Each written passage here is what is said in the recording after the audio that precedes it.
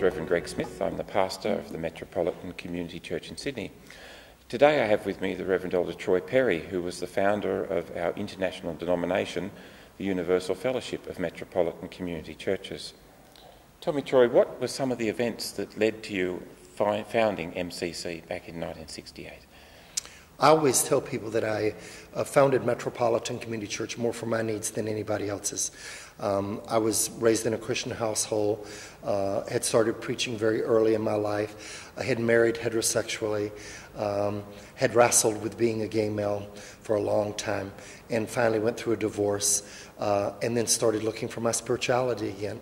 And when I looked for that spirituality, I couldn't find any place to attend church. And finally, after the arrest of a friend, I found my place in the ministry again because he had told me God can't love me, and it was all just because he was gay. And I said, well, I believe God loves you even if people don't. And after he and I had that discussion, I took him home. I came back, prayed in my home. God, if you knew who I was from my mother's womb. If you want to see a church started as a special outreach into the gay and lesbian community, but with its doors open to everybody, for the Lord just to let me know when.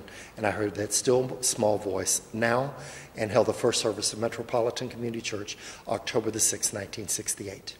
That first service was in Los Angeles, and for the first couple of years the church grew in Los Angeles. What was the next step out of Los Angeles? What happened after the church started to grow there? Well, it was very, very interesting. All at once when we received publicity, I ended up with people starting to write me from all over America, then from all over the world. And then I started having people drive into Los Angeles from other California cities. And the first group that we had outside of Los Angeles was in San Diego. I had a man who would come up every week and say, when are you coming down to preach in San Diego? Finally, I told him, the day that you hand me a signed lease on a building that I can preach in. Next Sunday, the man's in line. He comes up and said, I've rented this chapel for you. Now bring the choir down and come down and preach. And I knew then and there that there was a great need for this church, that it wasn't going to be just an American church, just the California church, but it was going to be a worldwide movement that would move into a lot of different cultures. And no doubt over those last 30-odd years, there have been some very high and often some very low points. But would you like to share some of the high points in the journey with us? Some of the low points in the last 34 years has been, of course, the burning of our church buildings, 21 of those, seeing people murdered just for what they believed in, seeing people who were, mistreated just because of who they were.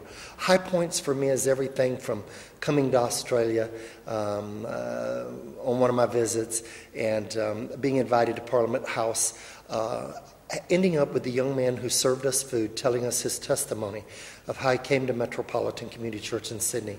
And he was strung out on heroin, he said. He had all kinds of problems, and he said it was this church that blessed him and gave him, through prayer and willpower and a lot of support of the Sydney church, he got off of heroin.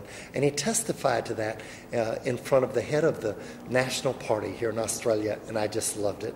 Other things, too, that in these years has been watching our churches grow, seeing God anoint and bless us, and seeing persecution more and more go away.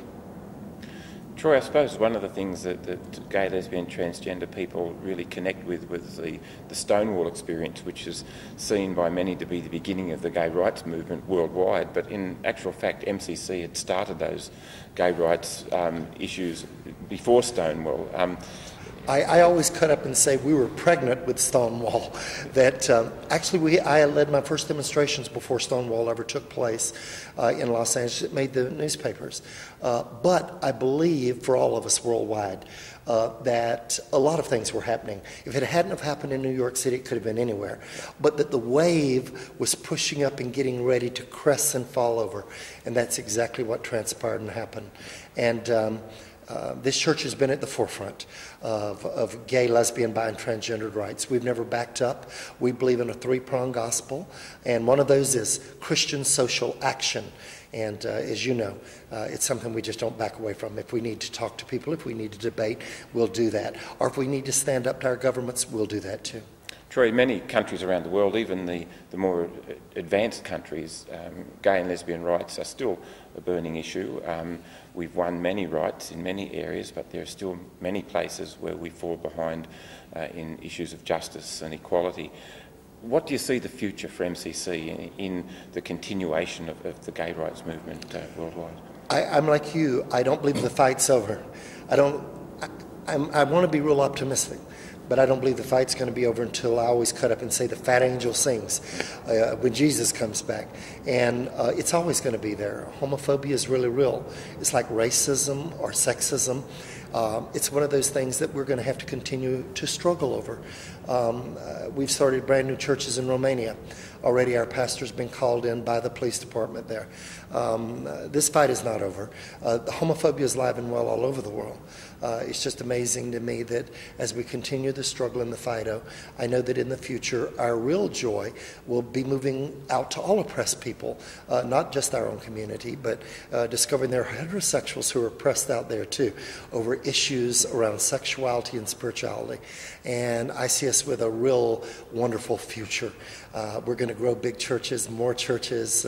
We're going to see God bless, because I learn all the time there's still hundreds of thousands, even millions of people who still don't know about us and know that God really loves them. And I always end up by saying, if you don't hear anything else that Troy Perry says, remember this: God didn't create you so God could have something to sit around and hate. And on that note, I'd like to thank you, Troy, for sharing with us today, and invite all of you, if you're looking at this video, to come and join us at MCC anywhere in the world at any time, where I can assure you, you will receive a friendly, warm and welcome invitation to take part and be part of this community. God bless you all.